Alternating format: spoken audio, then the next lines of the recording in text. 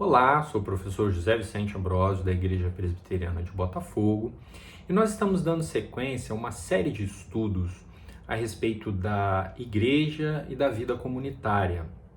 Nós encerramos recentemente um livro sobre a igreja essencial, que traz uma reflexão sobre a importância de se voltar a congregar, fisicamente, a partir das restrições impostas pela pandemia de Covid-19, haja vista que muitos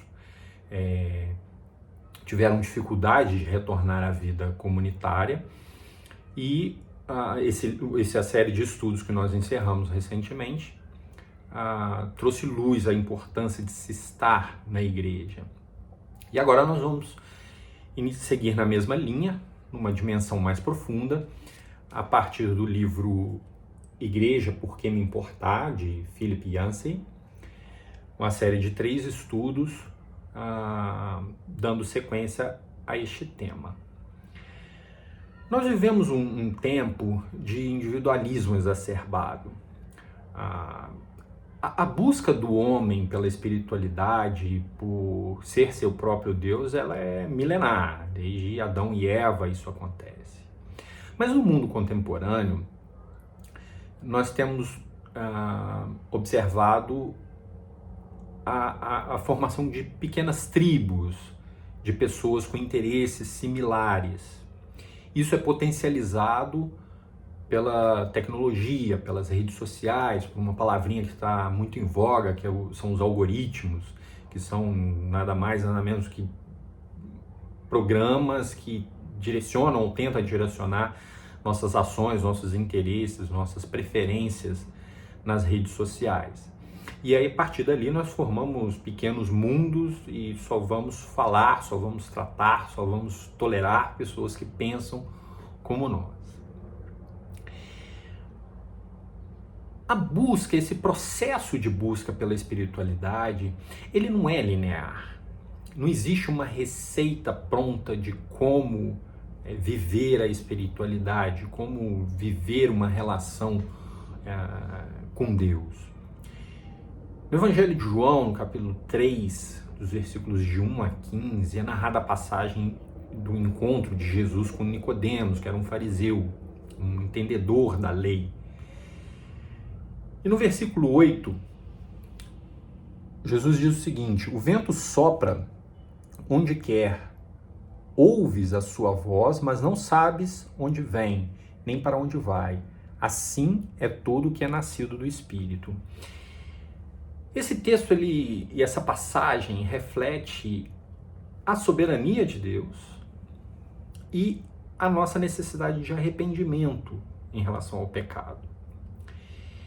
A Bíblia, os evangelhos, as cartas de Paulo, eles nos dão diretrizes, são muito claros em termos de valores a serem seguidos, de princípios a serem seguidos, da nossa missão de servir, adorar a Deus e mantermos comunhão e servir ao próximo também. Porém, como esse texto diz, que eu acabei de ler, esse versículo, há diferenças na forma do Espírito se manifestar para cada pessoa. Haja visto a diferença dos dons. Vamos lembrar que a igreja é o corpo de Cristo, cada um tem um papel a desempenhar.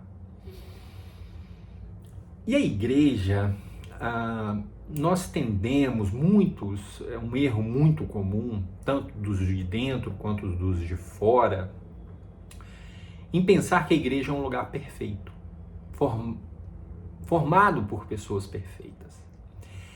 E a igreja está longe disso. Esse é um dos grandes méritos desse livro e que torna essa série de encontros bastante interessantes. Que ele toca nessas feridas, ele debate essas falhas, o autor nos estimula a debater essas falhas da igreja, essas imperfeições, e a busca de superar tais falhas.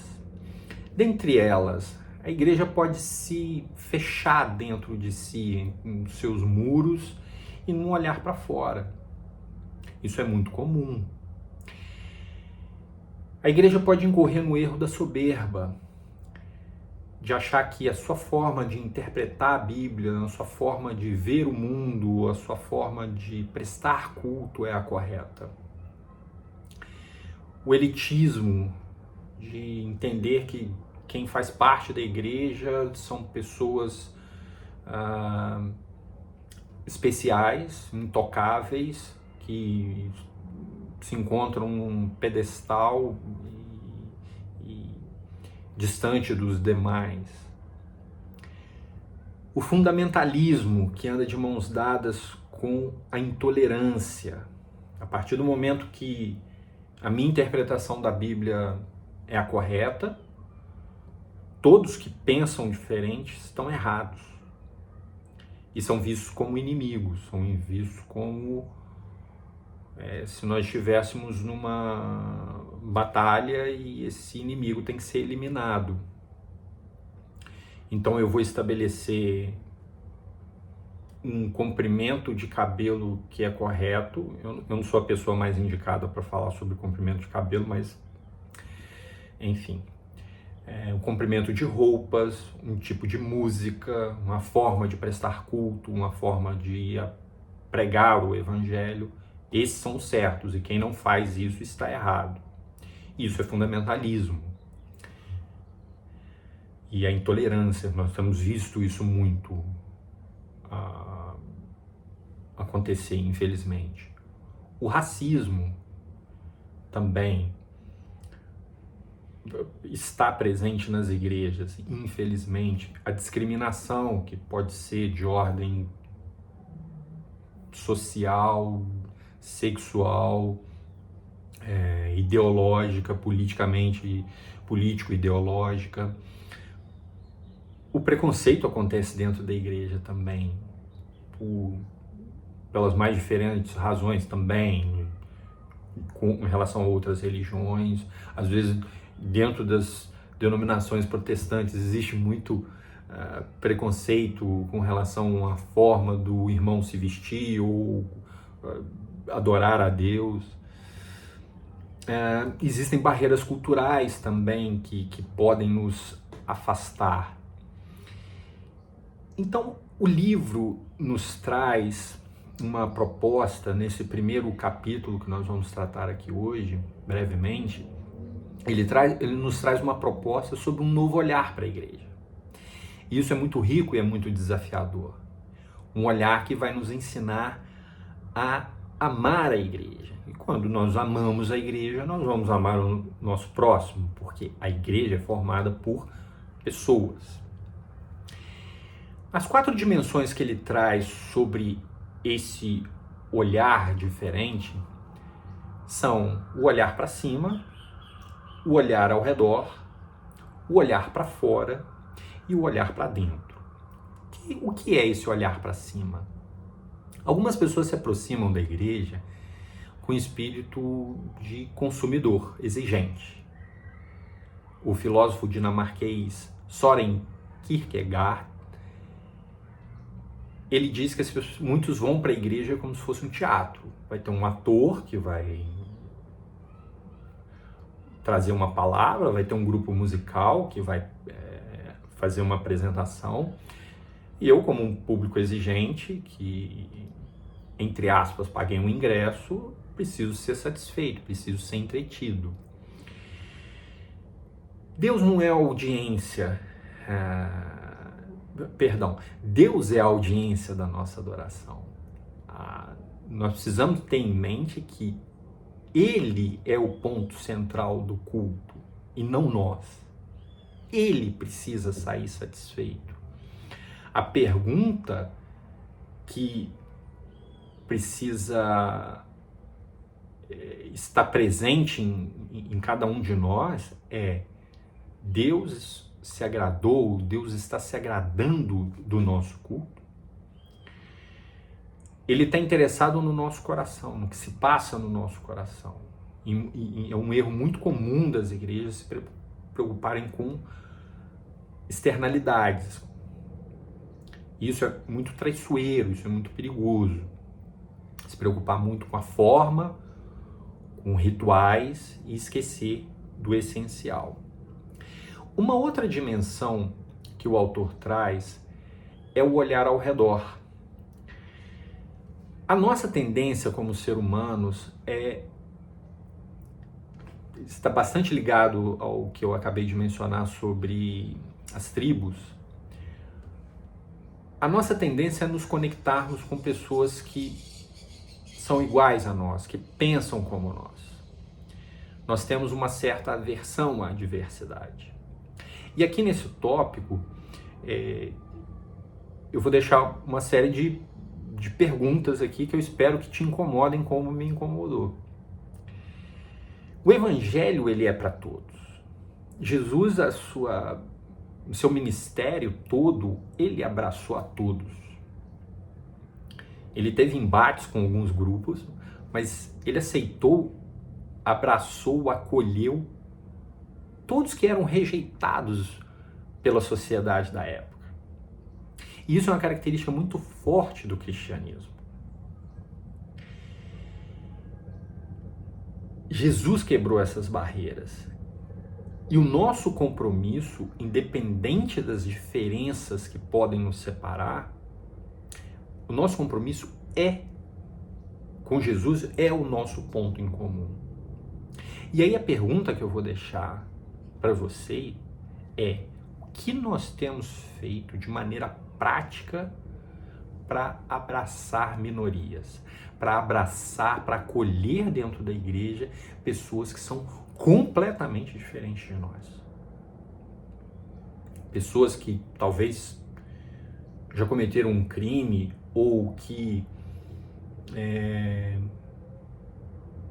tem um estilo de vida que nos incomoda profundamente, ou se veste de uma maneira que nos agride.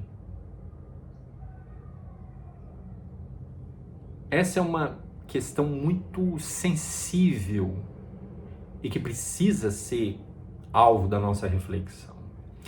Um outro olhar que o autor traz é o olhar para fora, é o cuidado com o próximo. O arcebispo William Temple, ele diz que a igreja ela é uma organização única, que ela existe para o benefício daqueles que não são seus membros. É um clube que trabalha também para os que não são seus membros. Isso é muito interessante, que é uma grande verdade. Quando a gente vai compartilhar as boas novas do Evangelho, nós queremos trazer os de fora para dentro. E quando a gente fala olhar o de fora, nós estamos falando em servir, nós estamos falando em servir. Que é o exemplo que Jesus deixou para nós, do servir. Quando nós nos preocupamos mais em servir ao próximo, nós diminuímos o nosso ego e a nossa necessidade de ser servido. É lógico que é evidente que a igreja precisa ser um local de acolhimento e em alguns momentos nós vamos precisar ser acolhidos, precisar ser cuidados. Isso faz parte da nossa caminhada, da nossa vida. Todos nós passamos por tribulações, por momentos difíceis em que em algum momento eu não posso ajudar, eu preciso ser ajudado. Como igreja, nós precisamos estar atento à necessidade do próximo, das pessoas. Um olhar empático pelo sofrimento, pela dor. E nós vivemos num país com diferenças sociais brutais, que nós andamos pelas ruas e vemos cada vez mais pessoas, famílias que estão nas ruas pedindo uma ajuda, pedindo dinheiro, pedindo um alimento, um agasalho, seja lá o que for. A igreja não pode ser indiferente a isso. Não tem como ser igreja de Cristo sendo indiferente a isso. A última dimensão, o último olhar que o autor traz é o olhar para dentro, é o olhar para si mesmo. E aí ele fala da graça, que é a graça que nos alcançou, a graça com a qual Deus nos alcançou, um favor imerecido, não há nada que nós possamos fazer, nem deixar de fazer para Deus nos amar. Ele simplesmente nos amou, ele deu seu filho por nós. Essa mesma graça eu preciso olhar para o próximo. Isso é um grande desafio. Por tudo isso que eu acabei de dizer, por serem pessoas diferentes, por serem pessoas que às vezes me incomodam, por serem pessoas que às vezes não gostam de mim, mas que eu tenho que amá-las. Amá-las e lutar por elas, não desistir delas, do ponto de vista espiritual e às vezes do ponto de vista social também. Por fim,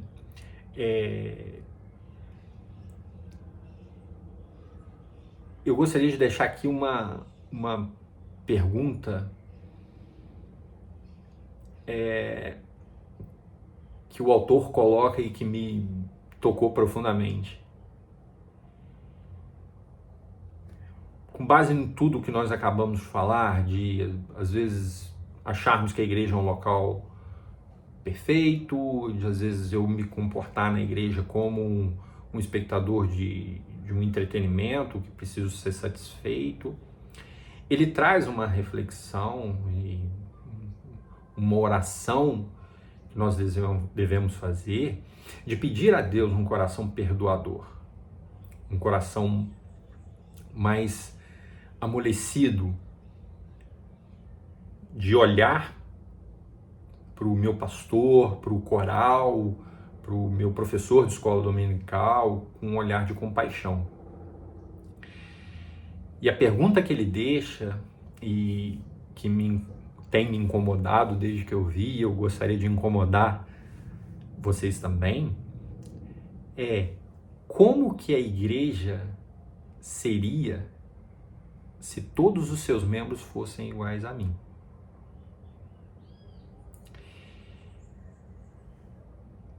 Lembra que você é parte de um corpo.